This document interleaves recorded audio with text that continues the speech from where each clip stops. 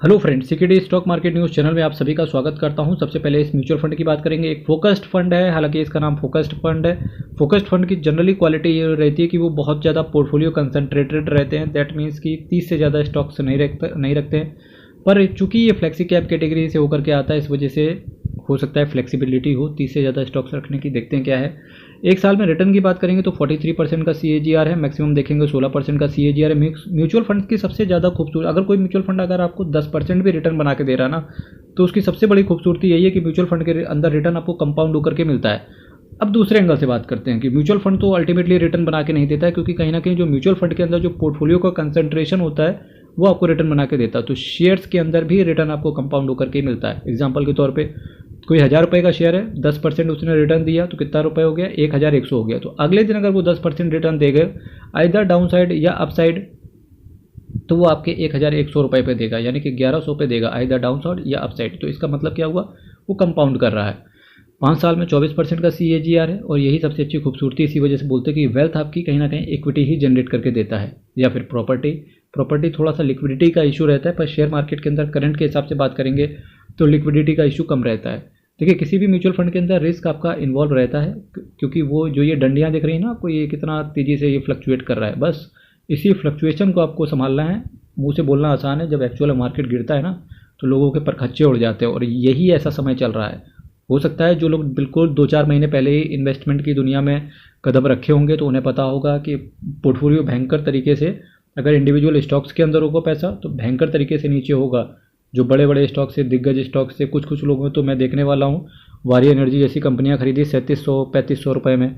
Donald Trump साहब का केवल एक स्टेटमेंट आया, वो ख़त्म काम उनका, 3000 के आसपास रुके हैं।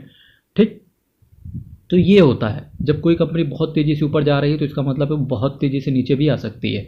तो जो ये नीचे आ सकती है ना, तो इसके लिए आपको बोला जाता है कि रिस्क आपका इन्वॉल्व रहता है, तो इसके लिए सावधान रहें। वैल्यू रिसर्च ने आपको 5 आउट ऑफ 5 रेट किया है। कुछ लोग कहते हैं यार सिक्योरिटी जितना डरवा देते हो फिर इन्वेस्टमेंट कैसे करें। मेरा मानना है ये जो बातें बताई जाती है ये डरवाने के लिए नहीं है। Mutual fund is subject to market risk, read all scheme से रिलेटेड डॉक्यूमेंट्स वेरी केयरफुली। ये डरवाने के लिए नहीं है, ये आपको एक आगाह करने के लिए, भाई संभल के चलो, कांटे रास्ते में हैं। कांटे रास्ते में इसका मतलब ये नहीं है कि आप ऐसे ही आंख बंद करके चलते चलो। आपको चलना है, आगे चलना है, क्योंकि मंजिल उसी पार है, लेकिन आंखें खोल के चलना है। तो इस चीज़ को ध्यान रखें आप, आपके भले के लिए है हर चीज़। 3 महीने में बात करेंगे 4.92% का एब्सोल्यूट है, 6 महीने में 16% का, 1 साल में 43% का, 3 साल में 97% का, 5 साल में 194% का, 10 साल में 315% का रिटर्न। 10 साल में केवल इन्होंने पैसे को 3 गुना किया। लोग कह सकते हैं कि यार 10 साल में केवल 3 गुना पैसे डालने के लिए क्या इन्वेस्ट करें। क्या आपको ऐसा नहीं सोचना चाहिए। आपको ये सोचना चाहिए कि कहीं ना कहीं एक फ्लेक्सी कैप कैटेगरी में है तो आपका रिस्क कम है। साथ ही साथ जो फिक्स डिपॉजिट है, जो ट्रेडिशनल इन्वेस्टमेंट से अगर इसका कंपेयर करोगे तो फिर भी बहुत ज़्यादा है। कई बार इन्वेस्टर क्या होता है कि यार उसके पास बहुत पैसा पड़ा हुआ है, पर उसे मार्केट में रिस्क नाम का बिल्कुल जीरो लेना है, बस उसका फंड आके ऐसा चलता रहे काम। तो बस ऐसे लोगों के लिए ये कुछ फंड होते हैं। और मेरा काम है हर म्यूचुअल फंड का रिव्यू कराना, ताकि एटलीस्ट आपको ये पता चल जाए कि ये म्यूचुअल फंड मार्केट के अंदर काम कर रहे हैं, और उनको आपको कैसे सेलेक्ट करना है, अपने फाइनेंशियल एडवाइजर से किस तरीके से पूछना है, ये डिसीजन आपका है। म्यूचुअल फंड में अगेन रिस्क आपका वेरी हाई रहता है, तो पता होना चाहिए। HDFC फोकस्ड 30 फंड की बात कर रहा हूँ, वो भी डायरेक्ट प्लान की। 15,109 करोड़ का असेट साइज है, 0.57% का एक्सपेंस रेशियो है, 10.10% का कैश होल्ड करके चल रहे हैं। काफ़ी ज़्यादा कैश होल्ड करके चल रहे हैं ये। अब जैसे मार्केट गिर रहा है तो हो सकता है कि अगर इन्होंने एवरेज लगातार कर रहे होंगे तो इसका मतलब ये कि आने वाले समय में अच्छा रिटर्न दे सकता है, जैसे ही वापस से FIIs खरीदने के लिए आएंगे। फिलहाल FIIs ने इतना ज़्यादा बेच दिया है कि भारत देश के अंदर FIIs का स्टेक पिछले 12 सालों में सबसे कम है। निफ्टी 500 TRI को ये बेंचमार्क की तरह फॉलो करते हैं। बेंचमार्क 2 होते हैं, एक TRI एक PRI। PRI की बात करते हैं, यानी कि प्राइस रिटर्न इंडेक्स की बात करें तो वो एक ट्रेडिशनल टाइप का था। जो करंट में फॉलो चल रहा है वो चल रहा है TRI।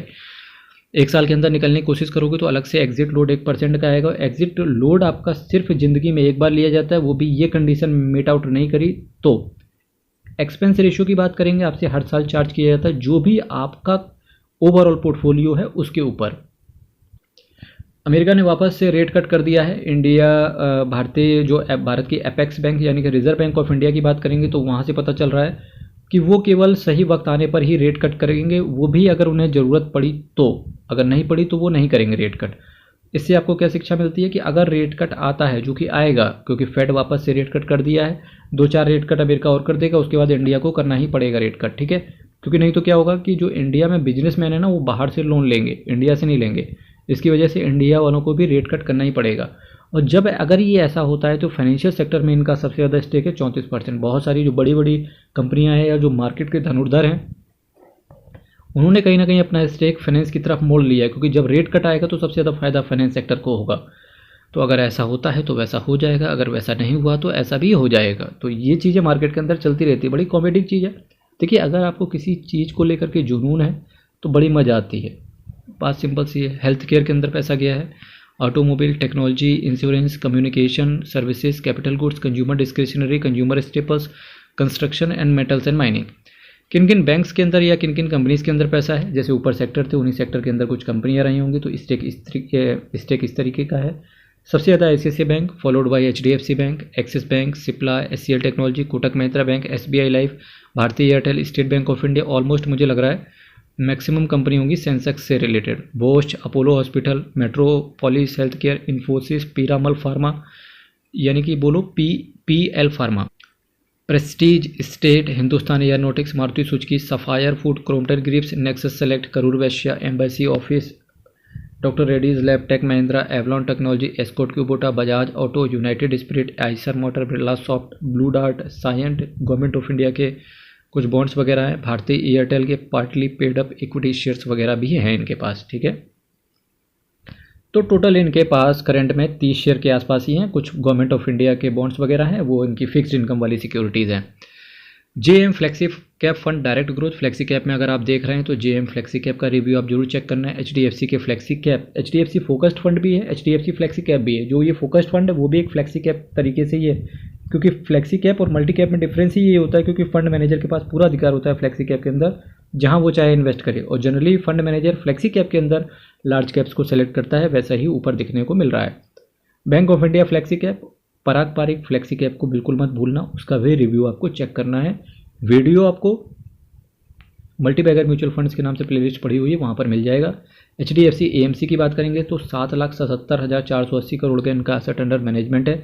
अगर मैं बिल्कुल सटीक हूँ, if I am not wrong, then SBI के बाद सबसे बड़ा AUM HDFC का ही है। टोटल ये 158 स्कीम को मैनेज करके चल रहे हैं मेरे मित्र। चैनल को सब्सक्राइब कीजिएगा, वीडियो को लाइक कीजिएगा। चैनल जरूर, एक हम्बल रिक्वेस्ट है, सब्सक्राइब जरूर करना मेरे मित्र, एक मोटिवेशन होता है जो कि मिलता है। कुछ डाउट हो तो कमेंट बॉक्स में रखिएगा। हर हर महादेव, अप्पा शरणम, हरी शरणम। बहुत बहुत धन्यवाद।